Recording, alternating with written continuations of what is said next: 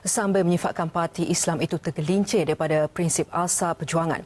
Beliau turut bimbang partinya yang kini dikuasai golongan bukan ulama mula dipersoal dalam banyak perkara terutama membabitkan Islam. Semua itu akibat bekerjasama dengan DAP dan PKR.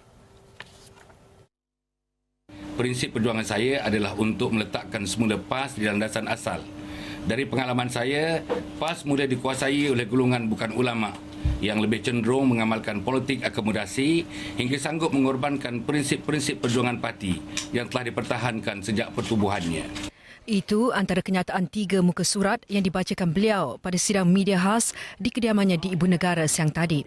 PAS kini bercelaru. Dia ubah daripada negara Islam, kemudiannya dicuba GU, UG, Unity Government, kemudiannya diubah pula kepada negara berkebajikan. Saya secara peribadi mengatakan bahawa negara berkebajikan ini tak perlu dijalankan oleh orang PAS. Hakikatnya, sokongan terhadap PAS merosot dan ahli parti tidak harus diperbodohkan lagi dengan permainan pemimpin atasan. Saya mempunyai fakta dan bukti bahawa masyarakat yang selama ini menyokong PAS mula mempersoal dan bercadang menarik diri daripada memberi sokongan kepada PAS lantaran landasan utama perjuangan parti telah dikesampingkan. Ahli dan penyokong PAS tidak naif.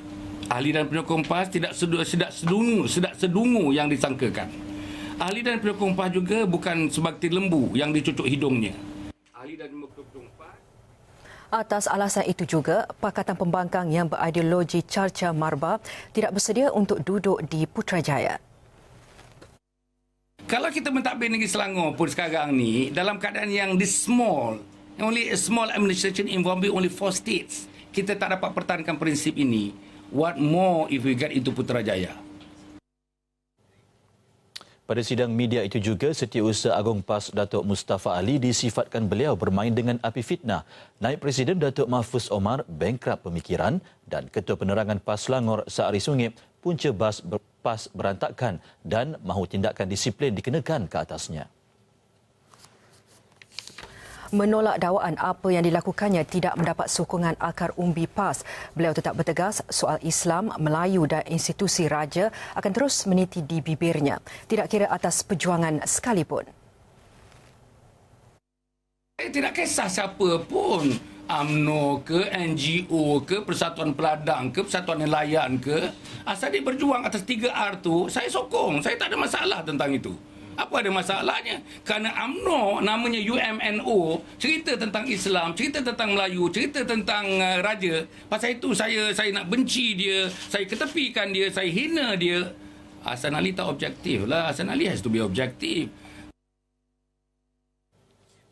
Pada sidang media itu juga, Setiausaha Agung PAS Datuk Mustafa Ali disifatkan beliau bermain dengan api fitnah. Naib Presiden Datuk Mahfuz Omar bangkrap pemikiran dan Ketua Penerangan PAS Selangor Saari Sungip punca PAS berantakan dan mahu tindakan disiplin dikenakan ke atasnya. Setiausaha Agung PAS itu juga dengan bongkak dan sombong menggunakan autoriti jawatan Setiausaha Agungnya melatah dan hilang arah hingga sanggup bermain dengan api fitnah dan meletakkan diri beliau di paras yang rendah dari sudut kewibawaan dan kemampuan mengawal emosi. Saya benar-benar mengharapkan Datuk Mustafa Ali dapat memberitahu saya dan ahli penyokong PAS dengan cara berfakta dalam masa terdekat ini mengenai perkara-perkara berikut. 1. Bahawa saya terperangkap dengan perangkap UMNO. 2. Bahawa saya terlingkung dalam agenda UMNO untuk melemaskan PAS. Berhubung dengan kenyataan Datuk Mahfuz Omar yang dengan secara sinis mempersilakan saya menyertai UMNO, saya merasakan kenyataan sedemikian hanya mungkin ditimbulkan oleh orang-orang yang bangkrap pemikiran dan jelas tidak mengikuti perkembangan mutakhir sesuatu isu. Saari Sungip suit the sick, telling everybody saya tidak dicalonkan, and it was a premature announcement. Damaging ke tak damaging? Bahkan yang timbul sekarang ini, yang bercelaru sekarang ini ialah hasil daripada tindakan beliau itu.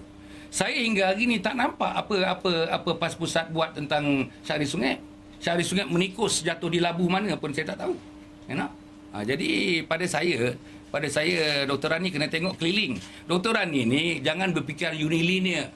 We have got to somehow to be intelligent, to be more multilinear. Looking around, looking around and looking around. Not only looking at Hasan Ali, looking at your own self. looking at your ketua penerangan. Apapun, PAS Selangor menyifatkan tindakan Datuk Dr. Hassan itu lebih kepada kecewa kerana tidak tersenarai sebagai calon. Perkara itu antara yang disuarakan pada satu sidang media di Pejabat Ahli Parlimen Shah Alam yang juga Timbalan Pesuruhjaya PAS Selangor Khalid Abdul Samad. Selain Khalid, ia turut disertai Pesuruhjaya PAS Selangor Dr. Rani Osman. Kita nak selamatkan Dr. Hassan Ali. Kita faham. Mungkin dia rasa kecewa, kecil hati seperti mana yang disebut. Tapi jangan oleh kerana kekecewaan itu menyebabkan dia mengikut jalan ini yang akan merosakkan diri dia sendiri. Dan kita buat ni bukan kerana kita nak bantai dia. Kita nak selamatkan dia. Dan kita nampak benda ni, minta maaf nak kata, is damaging to himself. Kita tak mau benda ni berlaku. Kita tak mau benda ni berlaku. Dia akan damage dia sendiri. Dia sebab parti ni dia ada kekuatan dia sendiri. Turut disentuh kenyataan yang dikeluarkan Syahri Sungip berhubung status pencalonan Datuk Dr. Hassan Ali. Dulu pernah press tanya, saya pula tanya balik press, siapa Syahri Sungip? Dia bukan PJ Selangor, aku PJ Selangor. Sepatutnya statement itu tak keluarlah daripada Syahri Sungip sendiri. Tetapi sebenarnya sepatutnya Dr. Hassan Ali dan juga Ustaz Nastar dia faham. Mereka pernah menjadi timbalan presiden. Benda yang sama tak berubah. Tak berubah daripada dulu sampai sekarang, sampai saat ini pun pemilihan calon tak berubah.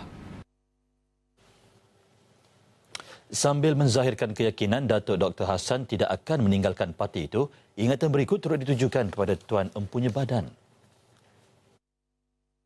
Jangan ingat kita keluar ni, kita bawa. Saya rasa tidak ada efek apa-apa. Ini bukanlah kata kita nak kata ni, tapi maknanya kita kena ingat kita naik ni atas saya menang ni atas tiket PAS. Bukan atas tiket individu, bukan. Ini. Jadi saya berharaplah.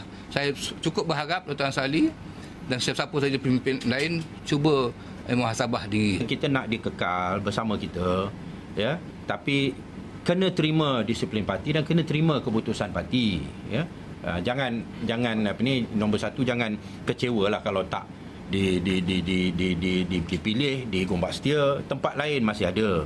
Kalau tak di negeri Selangor pun mungkin di negeri-negeri lain pun mungkin orang akan sanggup letakkan dia di situ. Lalu Kemelut Perjuangan PAS. Apa pun gembira kalau dapat menawan Putrajaya. Tapi dalam kegembiraan itu, kalau air mata berderai-derai, tengok Islam entah di mana, tengok bangsa Melayu entah di mana, tengok institusi raja entah di mana, saya rasa Datuk pekikkan kita kemenangan itu pada saya tidak banyak artinya. Saksikan soal jawab Rabu 11 malam di TV3.